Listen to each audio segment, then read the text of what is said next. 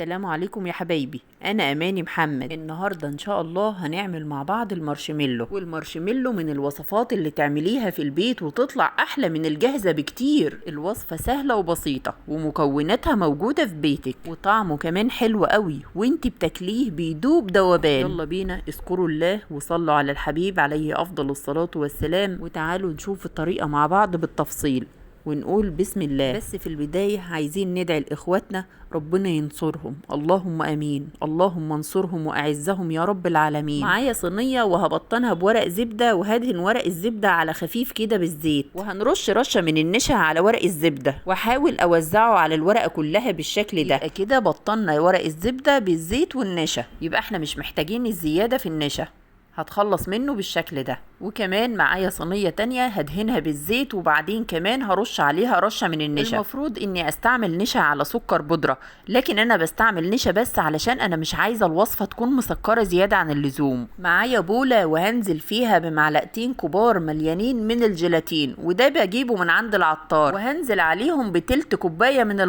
المية دي من الحنفية، وهديلهم كده تقليبة. بمجرد ما اقلبهم الجيلاتين هيشرب المية فورا وهيبقى كتلة بالشكل ده. بعد كده معايا حلة وهنزل فيها بكوباية مليانة من السكر، وده مج الشاي العادي بتاعنا كلنا، وبنفس المج هنزل بتلت كوباية من المية وهضيفه على السكر بتاعنا بالشكل ده. بعد كده هننزل بعسل الجلوكوز بتاعنا، وده النوع اللي انا بستعمله، بجيبه من عند العطار. هنزل بمعلقتين كبار من عسل الجلوكوز، وعلشان بقى مغلبش نفسي واريح نفسي شويه انا استعملت معلقتين. بعد كده هناخد الحله بتاعتنا ونروح على البوتاجاز، هنشغل عليها البوتاجاز.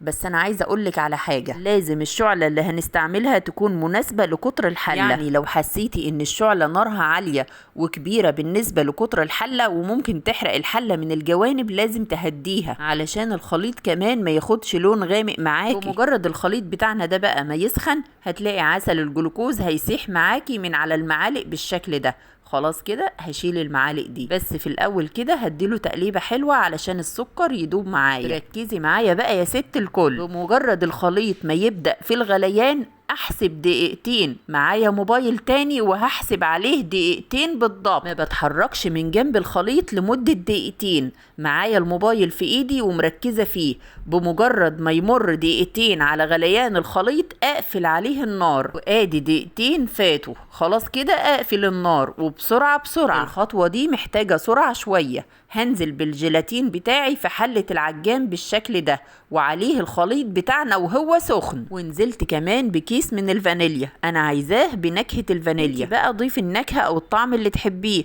ممكن تضيفي مية الورد او تضيفي نكهة البرتقال او الفراولة، وده زي ما تحبي. هنا بقى هنشوف ان الخليط بتاعنا بدأ يتغير معانا، بدأ اللون يفتح ويهيش معانا بالشكل ده، وتحسي انك ضربة كريم شانتيه. حتى القوام انا عايزاه يكون تقيل بالشكل ده، مش عايزاه يكون سايل وخفيف. انا سبت العجان شغال لمدة 10 دقايق. خلي بالك احنا محتاجين السرعة هنا، يعني تشتغلي بسرعة علشان الخليط ده ما يجمدش منك وما تقدريش تتحكمي فيه. الاسباتيولا اللي بنزل بيها انا دهناها بالزيت علشان الخليط ما يلزقش فيها. الاتنين دول اللي بنزل بيهم بالشكل ده مدهونين بالزيت، لازم الزيت. اخدت جزء من الخليط وفردته في الصينية بالشكل ده. اما باقي الخليط فهحط عليه اي درجة لون بقى تحبيها، هحط عليه نقطتين من لون غذائي، لون طعام غذائي. وعلشان الخطوة دي محتاجة سرعة، فانا دهنت ايدي بنقطتين من الزيت وفردت انا الخليط في الصينية بالشكل ده. خلاص كده باقي الخليط اللي موجود في العجان اخد اللون، هم لفتين بس يا دوبك اللون يتوزع. هنزل بالخليط اللي موجود معايا في حلة العجان كله بالشكل ده، واوزعه برضو بايدي. بمجرد ما اوزعه واساوي السطح من فوق كويس جدا، هرش رشة من النشا على وش المارشميلو بتاعنا من فوق. وزي ما قلتلك من البداية ممكن تستعملي خليط من النشا على سكر بودرة، لكن الحقيقة انا بفضل النشا بس علشان مش عايزة الوصفة تكون مسكرة زيادة عن اللزوم، وبكتفي بالسكر الموجود في الوصفة نفسها. وعملت مقدار تاني كمان، وعملته بنفس المقادير اللي قلت عليها من البداية، بس انا عملت المقدار ده كمان علشان اقولك على طريقة تانية في تشكيل المارشميلو. وفي الطريقة التانية دي في التشكيل انا هستعمل كيس حلواني، وهحط فيه شوية من الخليط بتاعنا. بس زي ما بقولك وبأكد عليكي، اهم حاجة السرعة.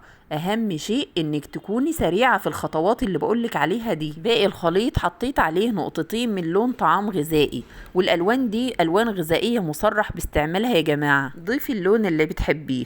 بس للامانة عايزة اقولك على حاجة، لو هتعمليه للبيت ما تحطيش اي الوان خالص، انا بس بحط الالوان دي علشان التصوير وعلشان الفيديو. يفضل ان احنا نتجنب استعمال الالوان، ملهاش اي لازمة. وبعد ما احط الكمية بتاعتي كلها في اكياس حلواني بالشكل ده، تعالوا نشوف هنعمل ايه. وادي الصينية اللي كنا مجهزينها من البداية. عملت بقى فتحة في كيس الحلواني بالمقص، وبضغط على الكيس وبعمل خطوط طولية بالشكل ده. شوفي بقى يا ست الكل، في النهاية كده هتلاقي الخط الطولي ده بيلزق في كيس الحلواني، فعلشان تشيليه منه صباعك كده حطيه في النشا وشيلي الخط الطولي ده عادي خالص من كيس الحلواني. زي انا ما بعمل كده، بحط صباعي في النشا وبشيله عادي خالص. النشا بيسهل عليك التحكم في المارشميلو. بعد ما اخلص الكمية بتاعتي هرش عليها رشة كده بسيطة من النشا على الوش، واركنيه بقى في مكان نظيف يكون جيد التهوية، وسيبيه لمدة ساعتين قبل التقطيع.